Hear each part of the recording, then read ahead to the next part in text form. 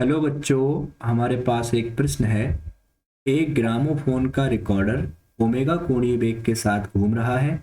एक सिक्का रिकॉर्डर के केंद्र से स्मॉल r दूरी पर रखा है तथा स्थैतिक घर्षण गुणांक म्यू है।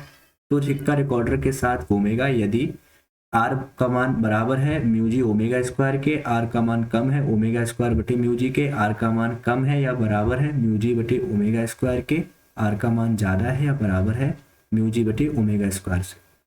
तो हम अपने प्रश्न से संबंधित मुख्य अवधारणा को समझते हैं।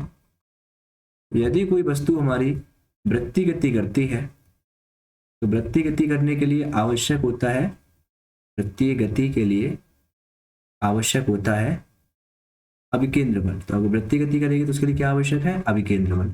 तो अभिकेंद्र बल हमको किसी न किसी बल से प्राप्त हो सकता है, अलग अलग स्थितियों में अलग अलग बल से प्राप्त होता है। किसी स्थिति में अभिकेंद्र बल प्राप्त हो सकता है हमको घर्षण बल से, किसी स्थिति में अभिकेंद्र बल प्राप्त हो सकता है गुरुत्वाकर्षण बल से, किसी स्थिति में अभिकेंद्र बल प्राप्त हो सकता है विद्युत चुम्बकीय बल से। ठीक है, तो अभिकेंद्र बल अलग अलग स्थितियों में अलग अलग बल से प्राप्त होता है। हमारे इस प्रश्न में, अब हम प्रश्न की ओर आते हैं। प्रश्न में हमें बताया गया है कि एक ग्रामोफोन का रिकॉर्डर है, कुछ इस तरह से रिकॉर्डर है और उसका हमने माना ये केंद्र है और इस केंद्र से गुजरने वाली अक्ष के प्रति ये घूर्णन गति कर रहा है। ग्रामोफोन का रिकॉर्डर घूर्णन गति करेगा और हमने इस पे एक सिक्का रख दिया और जो सिक्का जो है वो केंद्र से हमारा स्मॉल r दूरी पर है, स्मॉल r दूरी पर सिक्का रख दिया। ग्रामोफोन के रिकॉर्डर की गति तो घूर्णन गति होगी, लेकिन हम इस पे जो सिक्का रखेंगे वो सिक्का हमारा वृत्तीय पथ पर चलेगा। उसकी जो गति होगी वो हमारी कौन सी गति होगी? वृत्तीय गति होगी। अब इस वृत्तीय गति के लिए अभिकेंद्र बल आवश्यक होगा और वो अभिकेंद्र बल हमको कहाँ से मिलेगा? घर्षण बल से मिलेगा।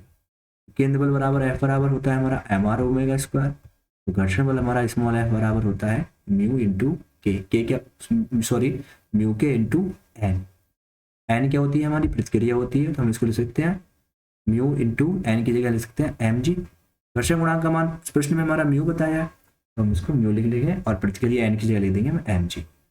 अब यदि हमारे सिक्के के लिए जो आवश्यक अभिकेंद्र बल है वो घर्षण बल से प्राप्त हो जाएगा, तब ये सिक्का हमारा वृत्तीय गति कर पाएगा, और अगर नहीं प्राप्त हो पाएगा तो नहीं कर पाएगा।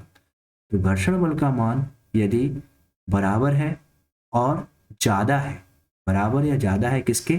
अभिकेंद्र बल के, तो सिक्का हमारा वृत्तीय गति कर पाएगा। तो घर्षण बल की जगह हम म्यू इंटू एम जी ले सकते हैं और अभिकेंद्र बल की जगह हम लिख सकते हैं एम आर ओमेगा स्क्वायर।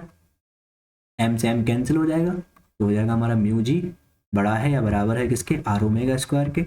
अगर हम इस ओमेगा स्क्वायर को इसको और ले आए तो हो जाएगा म्यू जी बटे ओमेगा स्क्वायर का मान बड़ा या बराबर किसके हो जाएगा? आर के। इसी चीज़ को हम कुछ इस तरह से भी लिख सकते हैं, आर का मान कम है या बराबर है किसके? म्यू जी बटे ओमेगा स्क्वायर के। अब हम अपने विकल्प को मैच करते हैं तो देखते हैं विकल्प नंबर सी जो है वो हमारे आंसर से बिल्कुल सेम है, आर का मान कम है या बराबर है mu G upon omega square के, यही हमारा आंसर है। तो इस प्रकार विकल्प नंबर सी ठीक है। आशा करता हूँ आपको उत्तर समझ में आया होगा। धन्यवाद।